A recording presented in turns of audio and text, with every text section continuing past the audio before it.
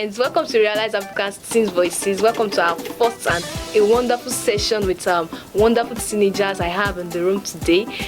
This is our first hearing, and this is a platform where we listen to every teenager. This is a platform where we discuss every issue, affecting teenagers in the society and how this can be addressed by bringing in different teenagers from different spheres of life to come and discuss and share their thoughts on issues we bring to your table. It's going to be a wonderful chit chat with our powerful teenagers in the room.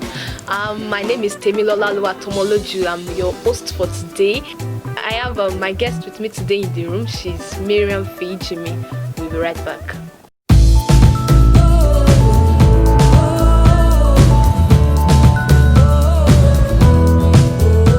Welcome back. It's still Rhealyz Africa Teens Voices. I'm Temi, and I have with me in the room Miriam, like I said earlier, and she'll be discussing with us today on topic rape and enabling survivors of rape to speak up, without being challenged and being victimized. So, Miss Miriam, my first question to you today goes like this: what is your general perception on rape? What comes to your mind when you hear the word rape?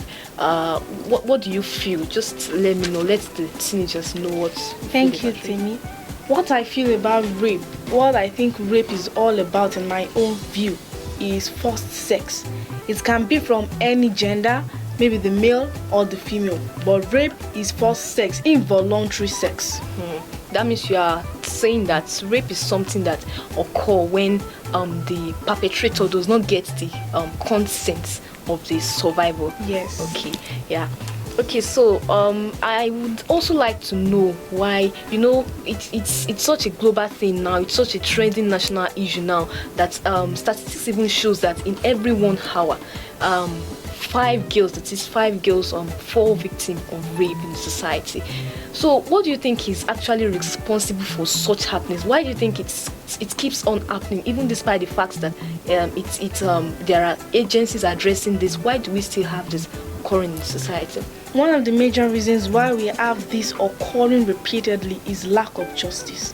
Okay. When justice is being enforced, when justice is being put to place, perpetrators of these will teach others lessons. So before they do it, they will think twice, irrespective of what instigates them to do so. So I think this is because we do not have a good system of justice.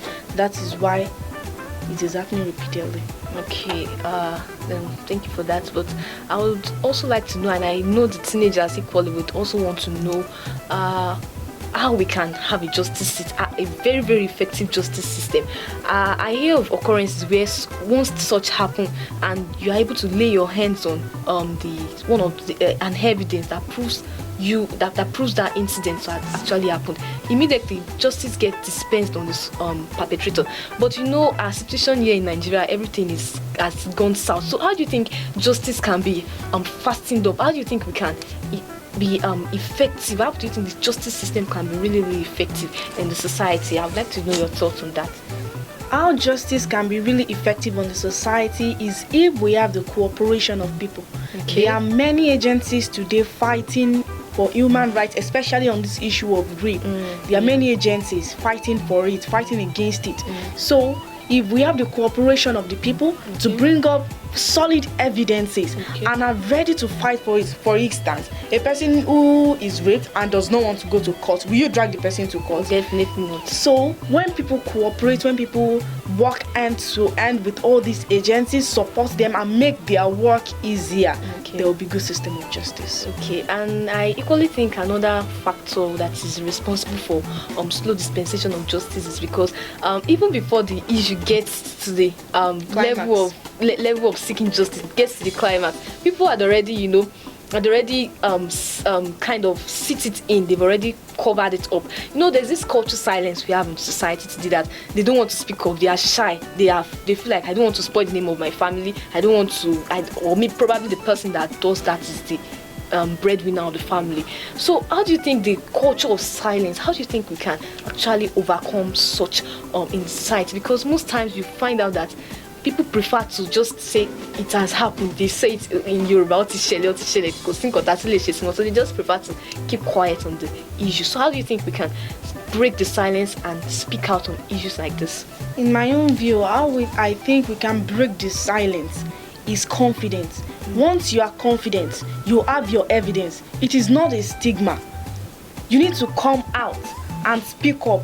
Tell them that this is what happened. So if you are confident enough in yourself, you'll be able to do so. Thank you very much, Miss Miriam.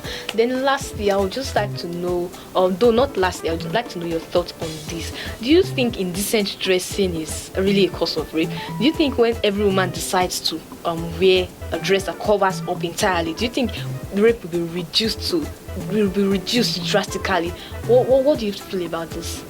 I don't think wearing too much covered clothes will reduce rape drastically. Too much covered. There are some tribes that they don't want to see any part of your body outside. Definitely. They feel that it tempts men to rape. Okay. But indecent dressing is one cause. Okay. Covering your cleavages is another thing. Okay. You should learn to cover up and dress decent and smart.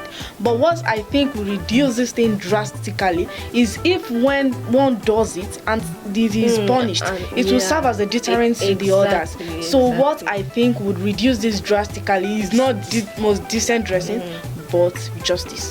Okay, I actually remember something just now that some school of thought actually believe that women pet for controlling the desires of men, in the sense that must women be made to must they be forced to cope with what they don't want to, in order to control the sexual desires of men. But that's a story for another day.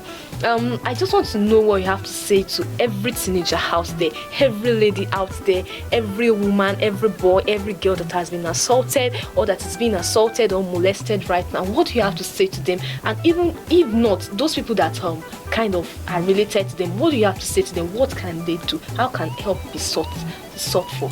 What I have to say to them is that they should be confident in whatever situation. Okay. Do not be silent. Okay. Speak up. When you speak up, you find help. When you find help, you are free. But when you don't find help, you remain in the stigma forever and become a mentally derailed person. Thank you very much, Miss Miriam. It's a pleasure having you on the show today. I hope you've been able to get one or two things from what we've discussed today. That's why you need to keep on sorosoking. Do not keep quiet. Silence is no longer golden. Speak up on issues affecting you. Do not give power to the perpetrator. Your silence is their power.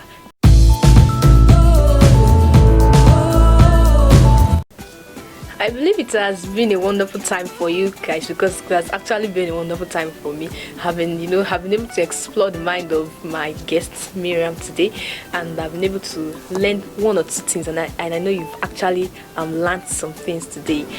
In a nutshell, I don't want you to forget that we keep raising our voices against gender-based violence, and this does not only include women battery. I know you know that it includes rape, female feticide, and so many issues affecting women in society. We raise our voices against this throughout the 16 days of activism, and equally throughout the 365 days of the year. Do not forget to sorosoke. Continue to sorosoke. Silence is no longer golden. See you next time in my next session. I remain Temilolalo Atomology. Thank you for joining.